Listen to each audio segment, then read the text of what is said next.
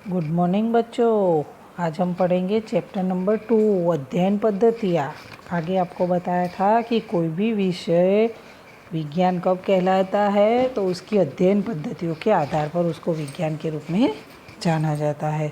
तो मानव व्यवहार को समझने के लिए मनोविज्ञान व्यवहार को समझने के लिए इस प्रकरण में हमें अध्ययन पद्धतियाँ कौन सी है तो उसका उपयोग करके मनोविज्ञान को विज्ञान का कौन सी पद्धतियों के द्वारा मनोविज्ञान को विज्ञान का स्तर प्राप्त हुआ है तो वो जानना है। कोई भी विषय कितनी भी मात्रा में वैज्ञानिकता रखता है यह जानने के लिए उसे महत्वपूर्ण क्या है कि उसकी विषय वस्तु की जानकारी प्राप्त करने के स्रोत और उसके विषय वस्तु की कितनी वैज्ञानिक है वो विषय किसी भी प्रकार की वैज्ञानिकता सिद्ध करने के लिए उसे दो मुद्दे अत्यंत महत्वपूर्ण है।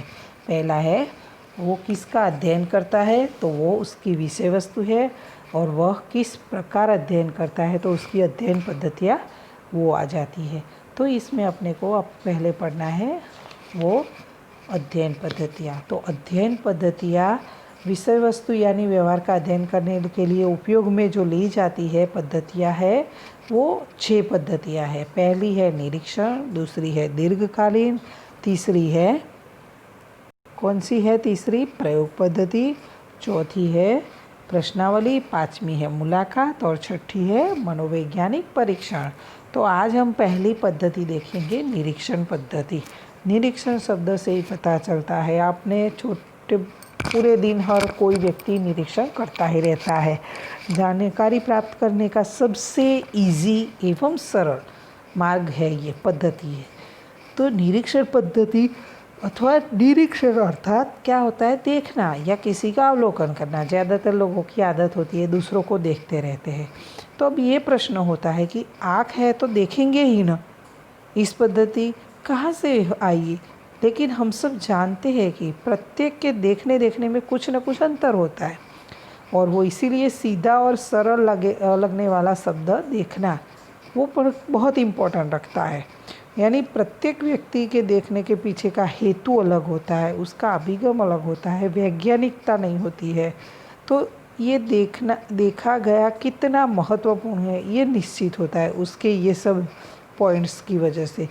तो निरीक्षण या अवलोकन की इतनी जानकारी प्राप्त करने के बाद अब उसके वैज्ञानिक जानकारी अपने प्राप्त करेंगे। तो सबसे पहले निरीक्षण की व्याख्या है तो ऑक्सफोर्ड काउंसिलिंग डिक्शनरी के आधार पर निरीक्षण अर्थात प्राकृतिक घटनाओं का कार्य कारण के संदर्भ में अध्ययन।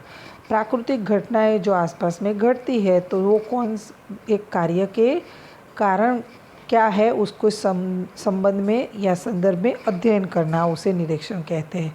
युंग नाम के मनोवैज्ञानिक कहते हैं आँखों के द्वारा उद्देश्यपूर्वक स्वाभाविक घटनाओं का क्रमबद्ध किया गया अवलोकन अर्थात निरीक्षण। यानी आँख के द्वारा क्रमबद्ध स्वाभाविक घटनाओं का जो अवलोकन करते हैं उसे मनोवैज्ञानिक युंग कहते हैं कि निरीक्षण। समाज की जीवंत प्राणवान परिस्थिति का आँखों द्वारा क्रमिक हेतुपूर्वक वैज्ञानिक ढंग से निरीक्षणकर्ता द्वारा अपने ढंग से किया गया विश्लेषण अर्थात निरीक्षण। तो ये श्रीवास्तव DN ने कहा है कि क्रमिक किया जाता है हेतुपूर्वक वैज्ञानिक ढंग से निरीक्षणकर्ता द्वारा अपने ढंग से किया गया विश्लेषण। यानी निरीक्षणकर्ता जिसको अध्ययन करना है वो करेंगे, हर कोई व्यक्ति का अवलोकन हर कोई व्यक्ति करता है वो इम्पोर्टेंट नहीं रखता है। तो ये श्रीवास्तव श्री कहते हैं ये सभी व्याख्याओं के आधार पर ऐसा कह सकते हैं कि निरीक्षण में प्राकृतिक घटनाओं का अध्ययन होता है। निरीक्षण अर्थात ज्ञानेंद्रियों के द्वारा कार्यकारण से संबंध में होने वाला अध्ययन है और उद्देश्यपूर्वक किया गया क्रमबद्ध वैज्ञानिक अध्ययन है।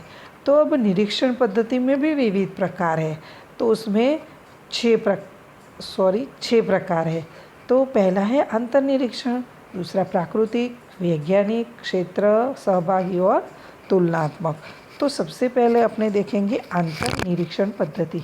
अंतर्निरीक्षण शब्द से पता चलता है कि ये जो आगे आपने पढ़ा था चैप्टर 1 में कि विल्हेम वुंड नाम के मनोवैज्ञानिक थे, उन्होंने रचनावाद में उन्होंने महत्वपूर्ण योगदान दिया और साथ साथ में विल्हेम वुंड के साथ टीचनर नाम के एडवर्ड टीचनर नाम भी थे इस मनोवैज्ञानिक। उस समय रचनावाद की विषय वस्तु चेतना का अध्ययन रत्नावादियों के केंद्र में था। चेतना अर्थात जिसमें संवेदना हो, लगाव हो, अनुभव हो, प्रतिभा हो आदि का समावेश किया जाता है। ऐसी चेतना के अध्ययन के लिए रत्नावाद ने मुख्यतः जिस पद्धतियों का उपयोग किया है वह है अंतर्निरीक्षण पद्धति।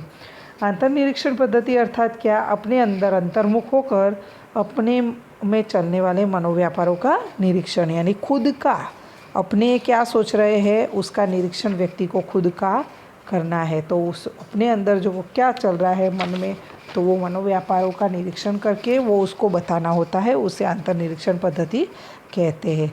अंतर्निरीक्षण पद्धति में किसी निश्चित घटना के संबंध में अपनी संवेदना, लगाव, स्नेह, अनुभव या अपनी मानसिक प्रक्रियाओं को अंतर्मुख होकर वर्णन करता है।